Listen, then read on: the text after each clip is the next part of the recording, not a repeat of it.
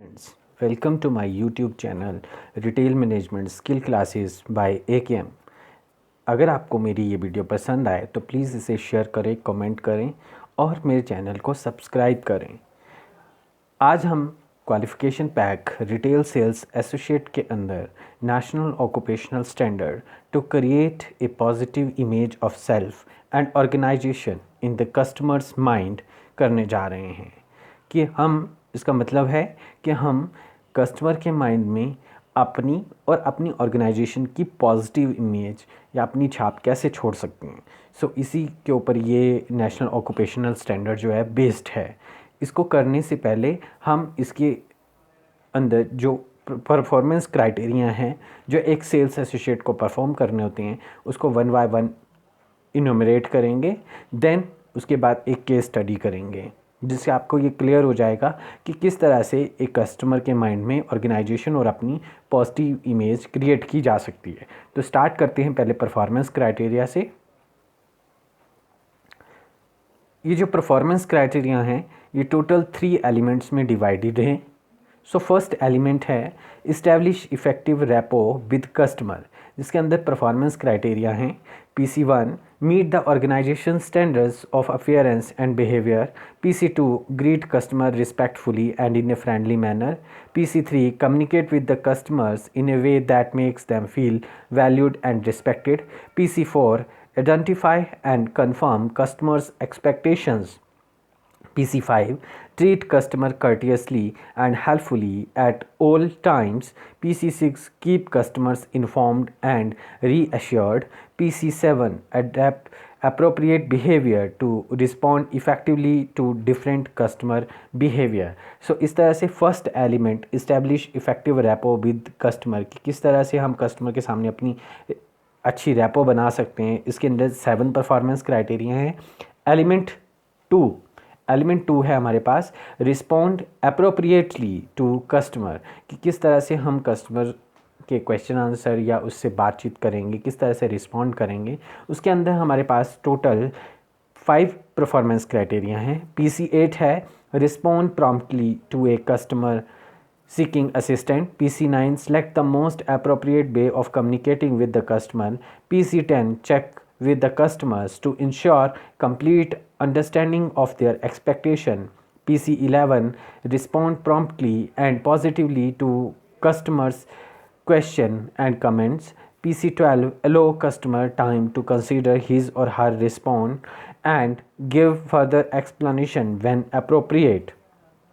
Now element three हमारे पास है communicate information to customer कि किस तरह से हम कस्टमर को कम्युनिकेट करेंगे अगर कोई ऑफर्स डिस्काउंट या प्रॉब्लम को सॉल्यूशंस देना है कस्टमर की तो किस तरह से करेंगे। इसके अंदर हमारे पास टोटल परफॉर्मेंस क्राइटेरिया है 4।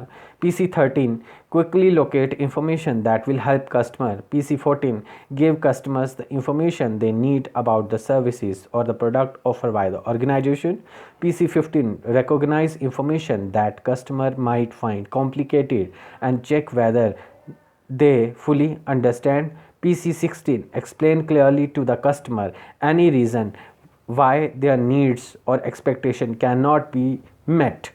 सो इस तरह से ये टोटल 16 परफॉर्मेंस क्राइटेरिया हैं जो कि इन 3 एलिमेंट्स के बीच में हैं कि किस तरह से हम कस्टमर के माइंड में अपनी और अपने ऑर्गेनाइजेशन की पॉजिटिव इमेज क्रिएट कर सकते हैं, उसी को डिस्कस करेंगे।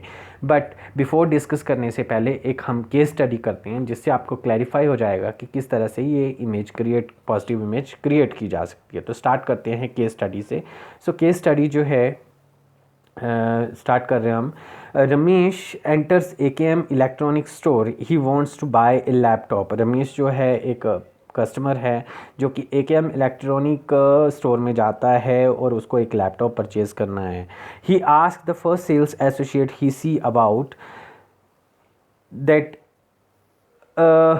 where all the modes are displayed. All salesmen mention that they are somewhere at the back and on either the first or second player, but please check, I am not new to the here। So first जो sales women है, sales associate है, वो उसको बोलता है कि जो भी मॉडल्स डिस्प्ले हैं ये सेकंड या फर्स्ट फ्लोर में है शायद, और प्लीज़ चेक कर लेना ना, मैं यहाँ पे न्यू हूँ। Now after spending 10 minutes finally he reach the section, 10 minute भी ढूंढते हुए वो पहुंच जाता है उस सेक्शन में। And spend 10 minutes there and finally find an associate, 10 minute वहाँ पे घूमता रहता है और फाइनली उसको एक एसोसिएट मिलता है who could tell him about laptop, जो उसको लैपटॉप के बारे में बताए। But the CSA without asking any question deliver the speech he has prepared about detail of laptop. तो लैपटॉप के बारे में जो उसने स्पीच प्रिपेयर की थी वो एकदम से उसने बोलने शुरू कर दी without any question to customer, customer से कोई क्वेश्चन नहीं किया और उसने बोलना शुरू कर दिया। Now there are certain questions related to this case study that अभी हम कर रहे हैं ये questions. Do you think the first associate's response was appropriate, if not why? Second question है do you think the second associate response was appropriate, if not why? And third one is do you think Ramesh will buy the laptop from ACAM Electronic? So आपको क्या लगता है कि first associate का और second associate का जो response था वो सही था? अगर नहीं था तो क्यों नहीं था? So do you think Ramesh will by the laptop from ACAM electronics? क्या वो ACAM इलेक्ट्रॉनिक्स से लैपटॉप खरीदेगा? अगर नहीं तो क्यों? सो इन क्वेश्चंस के अगर वेल एक प्रॉपर वे में परफॉर्मेंस क्राइटेरिया एक CSA के क्या है उसके हिसाब से अगर इन क्वेश्चंस के आंसर हमें फाइंड आउट करने हैं तो let's discuss these performance criterias with respect to their elements one by one in detail, so that कि हालांकि आपको ये क्वेश्चंस के आंसर पता चल गए होंगे कि फर्स्ट और सेकेंड एसोसिएट नहीं ठीक ढंग से उसने बिहेव नहीं किया और रमेश जो है शायद वहाँ से लैपटॉप नहीं परचेज़ करेगा। तो इसी को डिस्कस करने की कस्टमर आए और उसके माइंड में एक पॉजिटिव इमेज कैसे क्रिएट हो ऑर्गेनाइजेशन की और आपकी, उसके बारे में डिस्कस करेंगे। तो फर्स्ट परफॉर्मेंस क्राइटेरिया जो हमारे पास है एलिमेंट 1 है। एलिमेंट 1 हमारा एक बार फिर से हम रिपीट कर लेते कि establish effective rapport with customers, किस तरह से कस्टमर के सामने हम अपनी इफ़ेक्टिव रैपो जो हैं वो क्रिएट कर सकते हैं। सो उसी के ऊपर फर्स्ट परफॉर्मेंस क्राइटेरिया है meet the organisation standards of appearance and behaviour. हम ऑर्गेनाइजेशन के स्टैंडर्ड्स को कैसे मैच कर सकते हैं, कैसे उसके अकॉर्डिंग बिहेवियर को कर सकते हैं। So let us discuss first. हमें सभी को पता है first impression is the last impression. So first impression is the last impression कैसे जमाया जा सकता है? अगर आप किसी भी वर्क प्लेस पे जा रहे हैं तो या तो हो सकता है वहाँ की पर्टिकुलर यूनिफॉर्म हो, या बोल दिया जा सकता है कि आपको प्रॉपर वे से यूनिफॉर्म्स पहननी है, प्रॉपर वे से यूनिफॉर्म या फॉर्मल्स पहने। तो एक तो ये चीज़ हो सकती है कि वेल ग्रूम होना बहुत ज़रूरी है। आप सभी जानते हैं ग्रूमिंग में आपकी वेल कॉम फॉर्मल्स ड्रेस होनी चाहिए, है ना, प्रॉपर वे से आपका अटायर होना चाहिए जो कि एज़ पर द रिक्वायरमेंट है वही होना चाहिए। और maintain a relaxed and open demeanour, किस तरह से आप ओपन माइंडेड होने चाहिए, पोलाइट वे में बात करने वाले होने चाहिए, काम एंड क्विट होने चाहिए, सो दैट कि कस्टमर को वहाँ आपके अगर ऑर्गेनाइजेशन में आता है तो उसको रिलैक्स्ड फील हो कि वो कहीं अनजान जगह पे नहीं आया है। नाउ PC2 कहता है greet customer respectfully and in a friendly manner. जब भी कस्टमर आपके पास आता है तो उसको रिस्पेक्टफुल एंड फ्रेंडली मैनर में ग्रीट करना है। सो एवरीबडी नोज़ कि जब भी कोई कस्टमर आता है तो उसको ग्रीट करना कंपलसरी है। ग्रीट करने से क्या है, एक तो रिस्पेक्ट कस्टमर समझता है, कस्टमर की वैल्यू बनती है, दूसरा जो है कस्टमर भी ध्यान में आ जाता है कि हाँ जैसे हमने शायद एक बार किया भी था कि शॉपलिफ्टर जो होता है, अगर हम सारे कस्टमर्स को इस तरह से अटेंड करें तो शॉपलिफ्टर भी अवेयर हो जाता है कि किसी ने मुझे देखा है। तो उसी तरह से एक कस्टमर को भी ना प्रॉपर आई कांटेक्ट मेंटेन करे, फ्रेंडली मैनर में उसको ग्रीट करे, प्रॉपर बॉडी लैंग्वेज होना बहुत ज़रूरी है, कस्टमर को पोलाइट वे में बात करें और कस्टमर को ऑलवेज़ एक्नॉलेज करो क्योंकि वो इससे अपनी रिस्पेक्ट समझता है और डेफिनेटली वो क्या है फ्रेंडली मैनर में आप कोई भी काम जो है अगर करते हैं तो वो क्या है रिस्पेक्टेड फील करता है कस्टमर और वो समझता है कि उसको इम्पोर्टेंस दी जा रही है ऑर्गेनाइजेशन में। नाउ PC थर्ड क्या है, communicate with the customer in a way that makes them feel valued and respected. तो किस तरह से हम फील करवा सकते हैं कि कस्टमर की वैल्यू है ऑर्गेनाइजेशन में और वो रिस्पेक्ट हो रही है उसकी। तो इसके लिए सबसे पहले क्या है, जब भी कस्टमर एंटर करता है आपके स्टोर में उसको विश करो, उसको से हेलो, गुड मॉर्निंग, नमस्ते एट्सेट्रा, जो भी अकॉर्डिंग टू आपका ऑर्गेनाइजेशन का कुछ हो सकता है या जो भी आपको अप्रोप्रिएट लगे। सो ये sometime it depends on the organisation to organisation. So और उसको हेल्प के लिए पूछो, how may I help you, उसको ध्यान से सुनो, उसके साथ पोलाइटली और स्माइलिंग फेस के साथ बात करो, उसको प्रॉपर असिस्टेंस दो जहाँ पर ज़रूरत पड़ती है। और जब वो सेल्स कंप्लीट करके सेल्स का एंड सब स्टेप कंप्लीट कर लेता है तो उसको थैंक यू वर्ड बोलना या डिपार्टिंग वर्ड्स का यूज़ करना हमें आना चाहिए। सो इससे क्या होता है, कस्टमर इन बातों को ध्यान रख के क्या है, कस्टमर फील करता है कि वो वैल्यूड है और रिस्पेक्टेड है इस ऑर्गेनाइजेशन में, और डेफिनेटली ही और she will visit again and again. ठीक है, तो वो आता है। Now PC4 is identify and confirm customers expectations।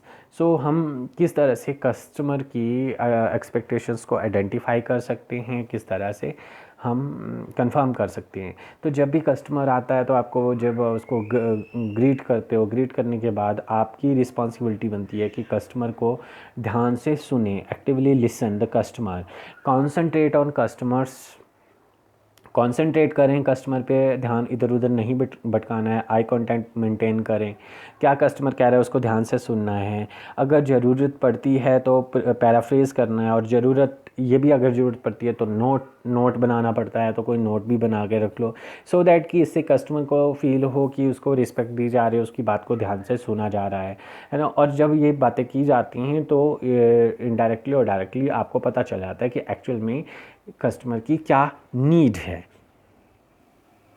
Now PC5 treat customer courteously and helpful at all time. हमें जब भी कस्टमर को से डील करनी है तो कर्टियसली और हेल्पफुली होना है हमेशा ही।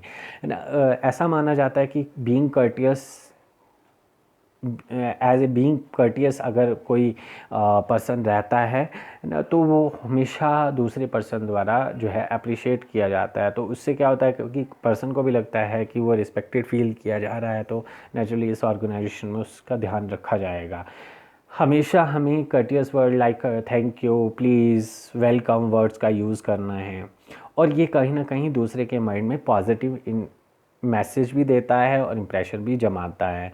तो इससे क्या है, एक पावरफुल मैसेज चला जाता है कस्टमर के माइंड्स में, और डेफिनेटली ही और शी जो भी कस्टमर है वो definitely will visit again in your store and as you treat them courteously और helpfully in at all time. So हमें इस तरह से बिहेव करना होता है। Now next is keep customer informed and reassured.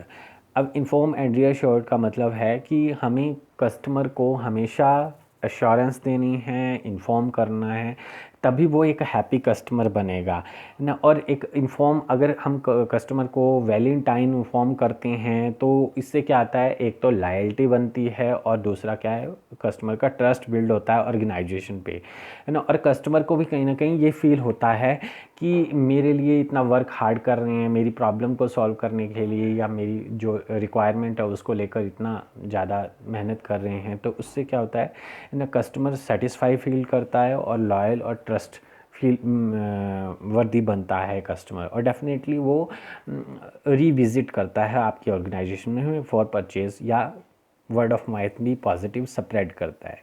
Now next PC7 adapt appropriately behavior to respond effectively to different customer behavior।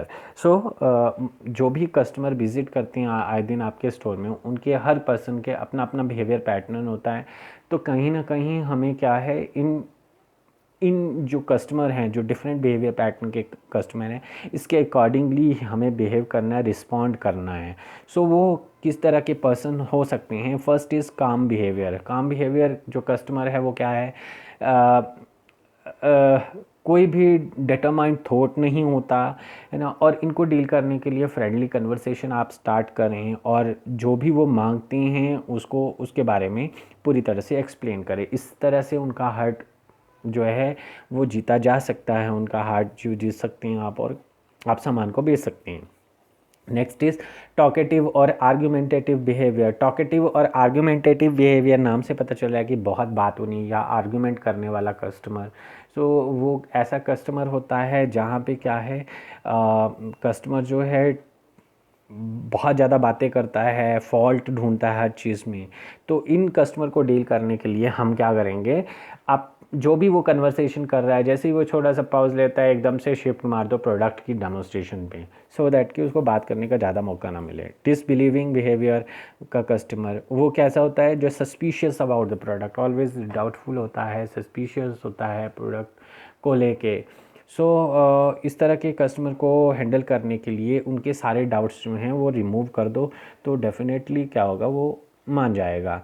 Nervous behaviour, confidence नहीं होता, product के बारे में इंफॉर्मेशन नहीं होती इस तरह के कस्टमर को, तो इनसे डील करने के लिए पोलाइटली और कामली वे में, फ्रेंडली मैनर में इनके साथ डील किया जाता है। इम्पेशेंट बिहेवियर, बहुत ज़्यादा नाम से पता चल रहा है कोई धैर्य नहीं है, कोई पेशेंस नहीं है, तो इस तरह के कस्टमर को बहुत ज़्यादा जल्दी होती है ना। तो इनको डील करने के लिए क्या है, जो वो मांगते हैं उनको दे दो स्माइलिंग फेस के साथ। फ्रेंडली बिहेवियर, प्राइड और ईगो नहीं होता है इस तरह के कस्टमर में, तो उनको चीट नहीं करना चाहिए, एज ए सेल्समैन उनको चीट नहीं करना है और फ्रेंडली मैनर में उनसे ट्रीटमेंट करना है। हेजिटेंट बिहेवियर कस्टमर, ठीक है, माइंड में पिक्चर क्लियर नहीं है, सो इस तरह के कि क्या खरीदने जा रहे हैं, तो इस तरह के कस्टमर को डील करने के लिए सारे तरह के जो भी वैरायटी ऑफ प्रोडक्ट है उसके बारे में सारी की एक्सप्लेन दे दो, ताकि उनको पिक्चर क्लियर हो जाए कि क्या प्रोडक्ट उनको खरीदना है। रूड बिहेवियर कस्टमर क्या होता है, due to influence of drugs, ये जो कस्टमर होता है ये अपने आप को हीरो समझना शुरू कर देते हैं और ये जल्दी शॉर्ट टेम्पर हो जाते हैं, तो इसलिए इनको डील करते वक्त शॉर्ट टेम्पर नहीं होना है, ध्यान से इनको सुनना और एक्सप्लेन करना है, बस ज़्यादा इनसे ज़्यादा बातचीत नहीं करनी है। शॉपर्स बिहेवियर में ये जो है हर टाइप के प्रोडक्ट के बारे में आपसे इंफॉर्मेशन लेंगे और उस वक्त ये प्रोडक्ट ना ख़रीदें, बट कुछ टाइम के बाद ये प्रोडक्ट खरीद सकते हैं। सो विदाउट एम बिहेवियर नाम से पता चल रहा है कि जो क्या है, बार्गेनिंग, कोई एम नहीं है, अगर महंगा प्रोडक्ट होगा तो नहीं लेंगे, बार्गेनिंग करने के लिए माहिर होते हैं ऐसे कस्टमर्स। सो इनको डील करने के लिए ऐसे प्रोडक्ट्स बताओ जिस पे सेल्स या ऑफर्स या डिस्काउंट्स चल रहे हों, तो वही प्रोडक्ट इनको बताना चाहिए। तो एज ए गुड सेल्समैन आपको डिफरेंट काइंड ऑफ कस्टमर्स के बारे में एज ए CS से आपको इनके बारे में नॉलेज होना चाहिए और किस तरह से इनको आइडेंटिफाई किया जाए और किस तरह से प्रोडक्ट के लिए बेचा जाए, इनको किस तरह से उनके बिहेवियर पैटर्न के अकॉर्डिंग इनको प्रोडक्ट बेचना है, ये चीज़ें हमें पता होनी चाहिए, सो दैट कि हम इजीली उनको ट्रीट कर सकें अच्छी तरह से और अपने ऑर्गेनाइजेशन और अपनी जो है पॉजिटिव इमेज जो है वो क्रिएट कर सकें। Now element 2, we have element 2. Element is respond appropriately to the customers.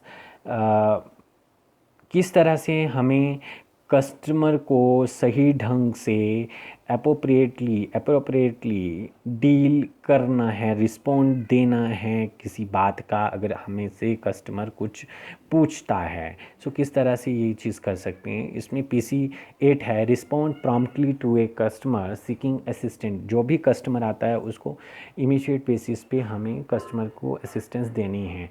We available in timely manner, तो टाइमली मैनर में हमें क्या करना है, अवेलेबल रहना। अगर कोई उनको ज़रूरत पड़ती है, हेल्प सीकर बनते हैं, हेल्पिंग चाहिए, तो उनको क्या है प्रॉपर वे से क्या है टाइम बाउंड करना है, उनको असिस्ट करना है जहां उनको ज़रूरत पड़ती है। सम टाइम क्या होता है कि कोई कस्टमर आते हैं जो एकदम से आइडेंटिफाई नहीं कर पाते बिजनेस एरिया को, है ना, तो उनको प्रॉपर वे से असिस्ट करना है।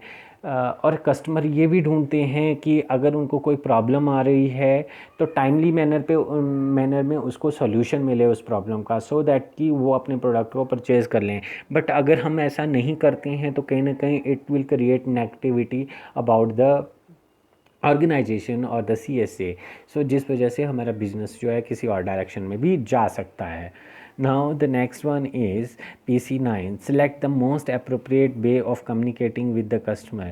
आपको सही तरीका ढूंढना है कि किस तरह से हम जो हैं कम्युनिकेट कर सकते हैं कस्टमर के साथ. सो बीवेयर ऑफ इंटरप्टिंग, मतलब क्या है, जब कस्टमर अपनी बात आपके सामने रख रहा है तो बीच में इंटरप्ट नहीं करना है, ध्यान से उसको सुनना है.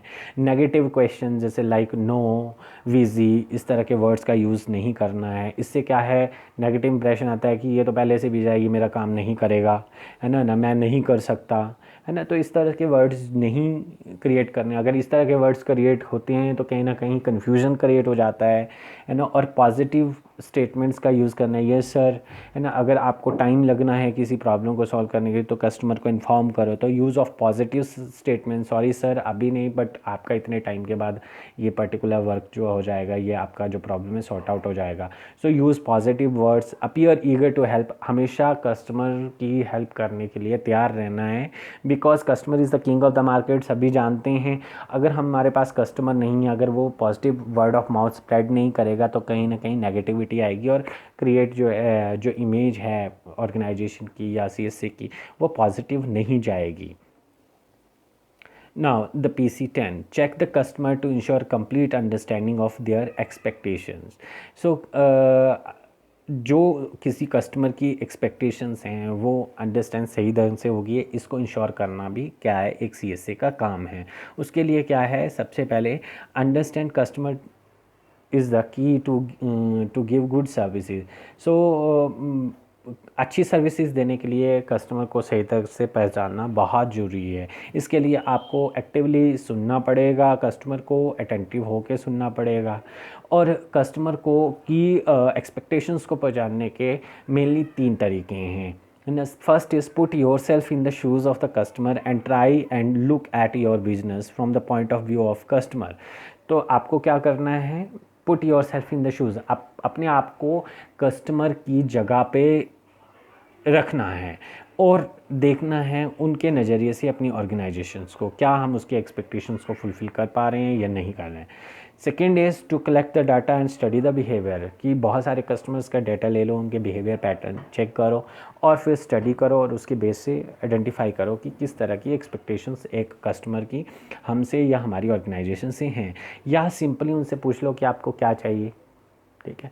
तो सिंपली आप उससे अगर उसकी नीड्स को पूछ लेते हैं, अगर अवेलेबल है तो ठीक है, नहीं है तो नेक्स्ट टाइम देखेंगे. तो इस तरह से आप कस्टमर की अंडरस्टैंडिंग को, उसकी एक्सपेक्टेशन को चेक कर सकते हैं और इंश्योर कर सकते हैं. Now PC11 is responding promptly and positively to the customers question and comments. So कोई भी अगर कस्टमर का कोई भी क्वेश्चन या कमेंट आता है तो उसको प्रॉपर वे में, पॉजिटिव वे में उसको सॉल्व करना है. फॉर एग्ज़ाम्पल, क्या वो कस्टमर क्या चाह रहा है, उसकी नीड को एंटिसिपेट करना, देन उसको अप्रिशिएट करना, उसको इम्पॉर्टेंस फील करवाना कस्टमर को, ठीक है. पॉजिटिव बॉडी लैंग्वेज के साथ किसी भी कस्टमर की क्वेश्चन और आंसर का आंसर देना बहुत ज़रूरी है. क्योंकि कस्टमर क्या है, मल्टीपल प्रोडक्ट्स आपने दिखाए हैं, मल्टीपल वैरायटी ऑफ प्रोडक्ट्स दिखाए हैं, तो कस्टमर के माइंड में समटाइम कोई कन्फ्यूज़न हो सकता है, कोई डाउट्स हो सकते हैं. तो उसको क्लैरिफाई करने के लिए कस्टमर समटाइम क्वेश्चंस पूछता है या कंपेयर करता है किसी प्रोडक्ट को, तो उनके आंसर देना बहुत ज़रूरी है. और सम टाइम क्या है, अगर आपने एक्सप्लेनेशन कर दी है किसी प्रोडक्ट के लिए तो उसके लिए कस्टमर को टाइम देना भी बहुत ज़रूरी है ताकि वो अपना डिसीज़न मेकिंग फाइनल कर सके, जो कि एक साइकोलॉजिकल प्रोसेस है. PC12 allow customers time to consider his her response and give further explanation when appropriate. So जब भी आप कोई प्रोडक्ट के बारे में कस्टमर को बताते हैं तो उसको सोचने का टाइम देना है. सोचने का टाइम इसलिए देना है क्योंकि decision making is a psychological process, जैसा कि हमने पहले भी पढ़ा हुआ है, ठीक है. तो वो कस्टमर हो सकता है कि उस प्रोडक्ट को खरीदने से पहले सोचे, या 2 या 3 प्रोडक्ट्स को आप कंपेयर करके या अपने बजट के या प्राइस लेवल के अकॉर्डिंग या इनकम लेवल के अकॉर्डिंग उसके बारे में सोचें. तो सोचने का टाइम देना है. जहाँ पर आपको लगता है कि कस्टमर को एडवाइस देना बहुत ज़रूरी है, वहाँ पे देनी है एडवाइस कस्टमर की कौन सा प्रोडक्ट बेटर है, या कस्टमर आपसे एडवाइस मांगता है तभी आपने एडवाइस देनी है, otherwise there is no need to give any advice to the customer. Otherwise क्या है, कस्टमर यही उसकी थिंकिंग आएगी ये प्रोडक्ट पर्टिकुलर प्रोडक्ट जो है एक ये रिटेलर बेचना चाहता है इसलिए ये एडवाइस कर रहा है। सो एडवाइस नहीं देनी है जब तक कस्टमर ना बोले। Next is element 3. Element 3 is communicate information to the customer. Communicate information to the customer में कि कस्टमर को किस तरह से इंफॉर्मेशन जो कम्युनिकेट की जा सकती है उसके बारे में ये एलिमेंट है। सो स्टार्ट करते हैं इस परफॉर्मेंस क्राइटेरिया 13 से। Quickly locate information that will help customer. So अगर कोई भी कस्टमर की से रिलेटेड कोई भी इंफॉर्मेशन है ना उसको फाइंड आउट करना है। फॉर एग्जांपल प्रॉब्लम सॉल्विंग, अगर कस्टमर को कोई प्रॉब्लम लेकर आया है तो उसको सॉल्व करने की कोशिश करनी है कि ये प्रॉब्लम किस तरह से सॉल्व होगी। For example let's take an example कि कमीज़ जो है लेकर गया था 3 दिन पहले, उसका रंग फेड हो गया है तो वो क्या रिप्लेस होगी, या मनी बैक पॉलिसी उसके लिए होगी, या डिस्काउंट ऑन फर्दर कोई परचेज़ होगी उस पर डिस्काउंट रहेगा। इस तरह के बारे में उसको प्रॉब्लम सॉल्व करने के लिए उसको ये इमीडिएट बेसिस पे बताना है। अगर कस्टमर जो है अपने वे से भटक जाता है, वो किसी और ही बात को लेकर बात करने शुरू कर देता है ना, तो उसके लिए क्या है कस्टमर को डायरेक्शंस देनी है, प्रॉपर वे में डायरेक्शन करनी है। कस्टमर से रिलेटेड कोई ऑफर्स या डिस्काउंट्स वगैरह आ जाते हैं तो वो कस्टमर को बताना बहुत ज़रूरी है। Then PC14, give customer the information they need about the service or product offered by the organization.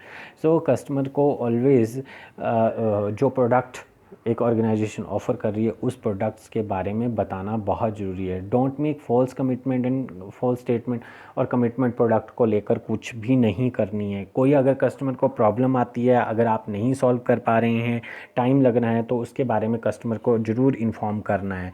अगर प्रोडक्ट के बारे में आपको नॉलेज नहीं है, कस्टमर को ज़्यादा नॉलेज है, तो उसको टाइम देकर उसको समझाने की कोशिश करनी है कि हाँ ना सर इस पर्टिकुलर चीज़ के बारे में उनको नहीं पता, अगर कुछ ऐसा प्रॉब्लम होगी तो आपको अपडेट करेंगे। और साथ में साथ अपने प्रोडक्ट्स की नॉलेज को अप टू डेट रखना है, बिकॉज़ ज़रूरी नहीं है कि हर कस्टमर को हर प्रोडक्ट के बारे में हर चीज़ पता हो। सो जब भी कोई प्रोडक्ट या सर्विस ऑफ़र की जाती है किसी ऑर्गेनाइजेशन के बारे में, तो ऑर्गेनाइजेशन के प्रोडक्ट के बारे में, तो कस्टमर को उसके बारे में जितना वो डिटेल चाहिए उतनी हमें देनी है, सो दैट कि कस्टमर जो है पॉजिटिव इमेज लेकर जाए किसी भी प्रोडक्ट विद ऑर्गेनाइजेशन के बारे में। Now PC15, recognize information that customer might find complicated and check whether they fully understand. जो भी आप कस्टमर को इन्फॉर्मेशन देते हैं प्रोडक्ट के बारे में, सो समटाइम वो डिफ़िकल्ट भी हो सकती है, उसको ना समझ आई हो, तो चेक करना है कि क्या कस्टमर को फुली समझ आ गई है या नहीं आई है। तो इसके लिए क्या है, आप कस्टमर से क्वेश्चन आंसर कर सकते हैं या उनको हैंड ऑन एक्सपीरियंस दे सकते हैं प्रोडक्ट का यूज़। फॉर एग्जांपल जैसे इलेक्ट्रॉनिक के केस में, जैसे मोबाइल के केस में आप उसको चलाने के लिए बोल सकते हैं कि एक बार चला के चेक कर लीजिए, या कपड़ों अपैरल्स के केस में उसको ट्राई करने के लिए बोला जाता है। Some time they may have concern, try to solve the concern. कई बार जो कस्टमर है उसको कोई प्रॉब्लम हो सकती है, किसी तरह की कोई कंसर्न हो सकता है, तो उसको ट्राई टू सॉल्व करने की कोशिश करनी है। अगर आप कर सकते हो, अगर कोई उसका अल्टरनेटिव सॉल्यूशन है तो वो देने की कोशिश करनी है। Now PC16, explain clearly to the customer any reason why their need और expectations cannot be met. So जब भी कस्टमर जो है वो फील करता है कि उसकी एक्सपेक्टेशंस जो थी इस ऑर्गेनाइजेशन से वो नहीं फुलफ़िल हो सकती है, तो फील सॉरी फॉर दिस, ना, क्योंकि कई बार क्या होता है कस्टमर की कुछ एक्सपेक्टेशंस होती हैं जो हम कोई ऑर्गेनाइजेशन कई बार नहीं फिलफिल कर सकती हैं। तो अगर उसकी एक्सपेक्टेशंस को मैच करते कोई अल्टरनेटिव प्रोडक्ट्स है तो वो बता सकते हैं आप। नेगेटिव वर्ड्स का यूज़ नहीं करना है, कैन नॉट, वीजी एट्सेट्रा का यूज़ नहीं करना है। एम्पैथी दिखानी है, डिसअपॉइंटमेंट उसकी रिकॉग्नाइज़ करनी है, अल्टरनेटिव बताना, अगर अल्टरनेटिव प्रोडक्ट नहीं है तो हेल्प करने की कोशिश करनी है, सो दैट कि वो अपने आप को अपना ग्रेटिट्यूड फील करे, अपने को एक्नॉलेज करना ऑलवेज़ कस्टमर को। तो इस तरह से क्या है, हमने आज इस टॉपिक में, इस नोट्स के अंदर ये पढ़ा है कि किस तरह से हम अपनी और अपनी ऑर्गेनाइजेशन की पॉजिटिव इमेज को क्रिएट कर सकते हैं। सो हमने एक केस स्टडी किया था कि रमेश जो है वो गया है एक लैपटॉप परचेज़ करने के लिए, बट वहाँ पे सेल्स एसोसिएट जो मिला फर्स्ट, उसने बोला कि वो सेकंड या थर्ड फ्लोर पे लैपटॉप अवेलेबल है और फिर भी चेक कर लेना, हो सकता है कि आगे पीछे ना रखे हों क्योंकि मैं न्यू हूँ यहाँ ऑर्गेनाइजेशन में। सेकंड जो रिटेल सेल्स एसोसिएट था वो 10 मिनट के बाद आया, जब वो पहुँच गया और ऑलमोस्ट 20 मिनट्स के बाद पहुँचा सेल्स एसोसिएट उसके बाद, तो उसने एकदम से प्रोडक्ट के बारे में नॉलेज देना शुरू कर दी, कुछ भी नहीं पूछा। सो इस तरह से अगर अभी हम फिर से इन क्वेश्चंस के आंसर डिस्कस करते हैं। So do you think the first retail associate behaviour is appropriate? So answer is not appropriate. अगर यहाँ दो सिनारी हो सकते हैं। अगर सेल्स एसोसिएट नया था तो एक तो उसको पहले तो हम स्टार्टिंग से बात करते हैं, उसको ग्रीट करना चाहिए था, उसकी नीड पूछनी चाहिए थी कि आपकी क्या रिक्वायरमेंट हो सकता है उसको नॉलेज होती है उस प्रोडक्ट्स के बारे में या उस एरिया के बारे में। अगर नहीं थी, है ना, तो आपको कहीं ना कहीं उसको असिस्ट करके उस एरिया में ले जाना चाहिए था या किसी और सेल्स एसोसिएट को हैंडल करने के लिए बोल देना चाहिए था, है ना, और माफ़ी मांगनी चाहिए थी, है ना। सो हमने यहाँ पे यूज़ भी किया कि कर्टियस वर्ड का यूज़ करना है। सो फर्स्ट का बिहेवियर सही नहीं था। सेकंड इज़ कि सेकंड जो रिटेल एसोसिएट था उसने सीधे डेमोस्ट्रेशन प्रोडक्ट की जो रट्टा लगाया था स्पीच का वो बोलना शुरू कर दिया। तो इससे पहले क्या है, उसको पूछना चाहिए था कि उसकी क्या नीड है, किस पर्पस के लिए पर्टिकुलर प्रोडक्ट चाहिए, ऑफिस वर्क के लिए चाहिए या पर्सनल यूजेस के लिए चाहिए या गेमिंग के लिए चाहिए, तो किस पर क्या स्पेसिफिकेशन चाहिए, उसकी पहले नीड्स का फाइंड आउट करनी, उसकी एक्सपेक्टेशंस फाइंड आउट करनी चाहिए थी। उसके बाद उसके अकॉर्डिंग आप प्रोडक्ट दिखाना चाहिए था, एंड सो दैट कि कस्टमर फील कि हाँ उसको वैल्यू दी जा रही है प्रॉपर वे से। और without any good morning good afternoon greeting उसने सीधे प्रोडक्ट की डेमोस्ट्रेशन देने शुरू कर दी, जानते कि ये लैपटॉप देख रहे हैं, है ना। सो दूसरे का बिहेवियर भी सही नहीं था, जो कि ये चीज़ें होनी चाहिए थी दूसरे के बिहेवियर में। और third question is AKM electronic से क्या वो रमेश जो है वो लैपटॉप परचेज़ किया है? तो डेफिनेटली नहीं करेगा, क्योंकि कहीं भी असिस्टेंस की बात नहीं हुई, कहीं भी कस्टमर को टाइमली मैनर पे असिस्ट नहीं किया गया। पहले उसको क्या है, सीधे बोल दिया गया कि सेकंड या फर्स्ट फ्लोर में कहीं बैक में है ये, और सेकेंडली उससे नीड और वांट नहीं पूछी गई और सीधे बता दिया गया प्रोडक्ट के बारे में। तो डेफिनेटली वो परचेज़ नहीं करेगा प्रोडक्ट को, बिकॉज इस तरह से प्रॉपर वे में पैटर्न में उसको बताया ही नहीं गया प्रोडक्ट, तो वो वैल्यूड नहीं फील कर रहा था, अपने आप को रिस्पेक्टेड नहीं फील कर रहा था, तो जिस वजह से वो सेटिस्फाई फील नहीं हुआ और उसका ट्रस्ट बिल्ड नहीं हुआ ऑर्गेनाइजेशन पे, जिस वजह से वो परचेज़ नहीं करेगा। अगर हमें लॉन्ग टर्म के लिए लॉयल बनाना है कस्टमर, तो उसको प्रॉपर वे में असिस्ट करना पड़ेगा, उसकी नीड्स को फाइंड आउट करना पड़ेगा, उसके एक्सपेक्टेशंस को मैच करना पड़ेगा। अगर उससे रिलेटेड प्रोडक्ट नहीं है तो कहीं ना कहीं उसको अल्टरनेटिव के बारे में बताना पड़ेगा और नेगेटिव वर्ड्स का यूज़ नहीं करना है। तभी हम जो है पॉजिटिव इमेज जो है क्रिएट कर सकते हैं अपनी और अपनी कंपनी की और ऑर्गेनाइजेशन की। सो आज हमने ये स्टडी किया कि किस तरह से हम अपनी how to create positive image of self और organisation in the customer minds. So thank you from retail management skills classes by AKM. So thank you, a big thank you from my side. Thank you.